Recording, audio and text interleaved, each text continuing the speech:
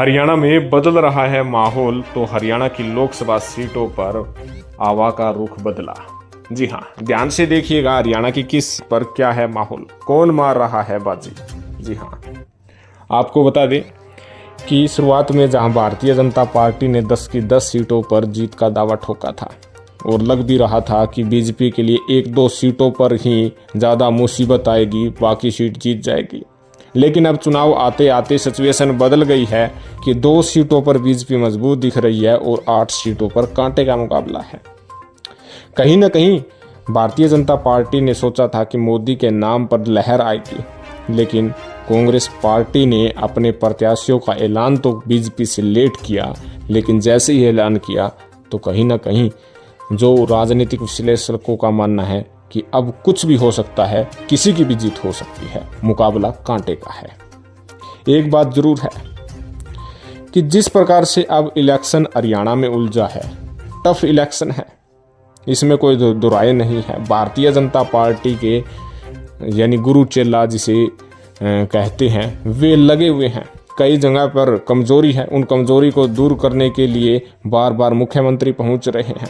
बताया जा रहा है कि काफ़ी सीटें ऐसी चिन्हित कर ली हैं, करीब 7 से 8, जहां पर प्रधानमंत्री मोदी व शाह की रैली की जाएगी। 2-3 रैलियां जो है मोदी की जाएगी और 3-4 रैलियां जो है शाह की जाएगी। तो आपको 1 बाय 1 उन सीटों के बारे में बता देते हैं जहाँ पर कड़ा मुकाबला है। सबसे पहली लोकसभा सीट है रोहतक लोकसभा सीट भारतीय जनता पार्टी कोसली पर ही निर्भर है।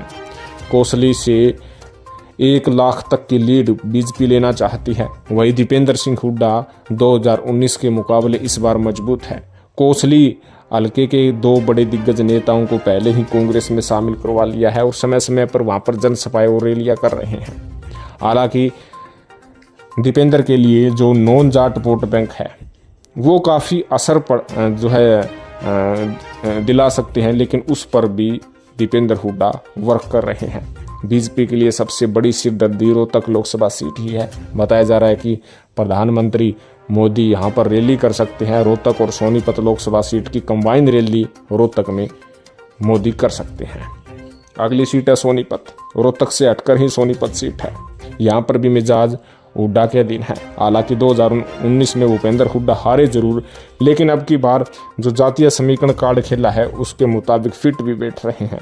सोनीपत लोकसभा सीट में ग्रामीण इलाका सबसे ज़्यादा है। ग्रामीण इलाकों में बीजेपी कमज़ोर है और उसी का फायदा सोनीपत में कांग्रेस को मिलता हुआ नजर आ रहा है।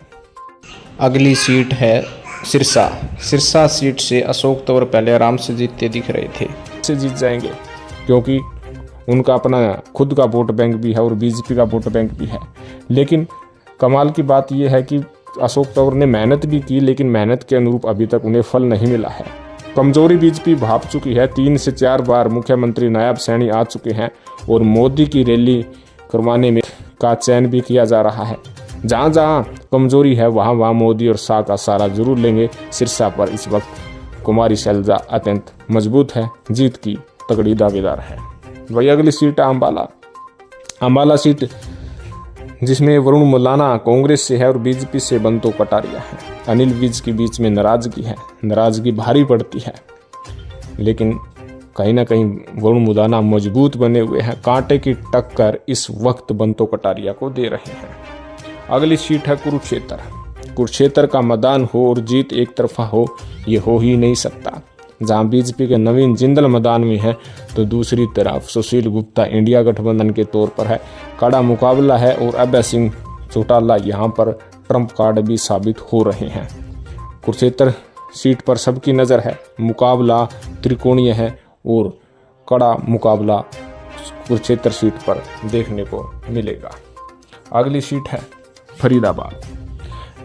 कहीं ना कहीं कृष्णपाल गुर्जर को खतरे की घंटी का पता लग गया है, क्योंकि उनके एंटी नेता बीजेपी वाले भी सतर्क हो गए हैं और बीजेपी के पूर्व विधायक सुभाष चौधरी ने तो कांग्रेस के प्रत्याशी महेंद्र प्रताप को समर्थन दे दिया है। अब की बार कृष्णपाल गुर्जर के लिए राह आसान होती हुई नजर नहीं आ रही है जितना वे समझ रहे हैं।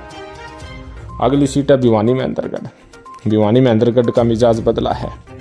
दादरी से 8% निर्दलीय विधायक सोमवीर सांगवान कांग्रेस का समर्थन कर दिया है। और भिवानी से पूर्व विधायक रहे डॉक्टर वासुदेव शर्मा भी कांग्रेस का दामन थाम लिया है।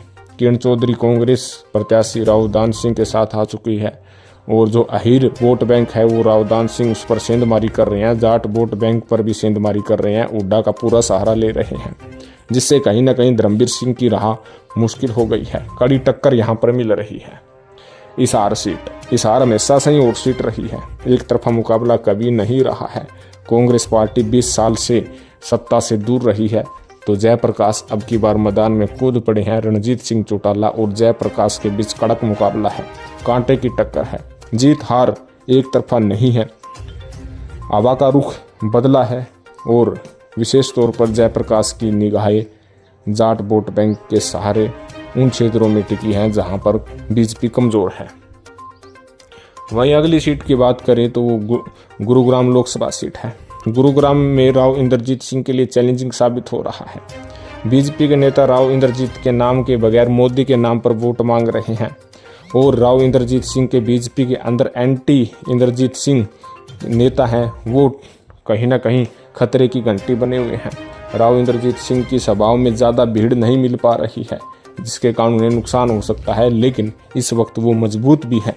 राजबब्बर का इलेक्शन जो है अभी उठा नहीं है, राजबब्बर को समय कम मिला है, लेकिन जैसे जैसे इलेक्शन आगे बढ़ेगा राजबब्बर का चुनाव भी आगे बढ़ेगा। अगली सीट करनाल है। करनाल पर मनोहर लाल खट्टर का दावा बहुत ज़्यादा सख्त मजबूत है। आवा का रुख मनोहर लाल खट्टर के साथ है। इसका कारण भी है कि एंटी बीजेपी वोट बैंक कई धड़ों में बंट रहा है, जिससे खट्टर को फायदा मिल रहा है। तो कहीं ना कहीं यदि गुरुग्राम और करनाल को छोड़ दे तो करीब 8 सीट ऐसी है जहां कड़ा मुकाबला है, कांटे की टक्कर है। जीत हार का फासला कुछ ही वोटों से होगा और चुनाव का वक्त अभी बाकी है। इस वक्त में किसको कितना फायदा होता है ये देखने वाली बात होगी। हम आपको इसी चैनल पर भी जानकारी समय समय पर देते रहेंगे। अधिक जानकारी के लिए आप हमारे चैनल को जरूर सब्सक्राइब कीजिएगा। धन्यवाद। जय हिंद।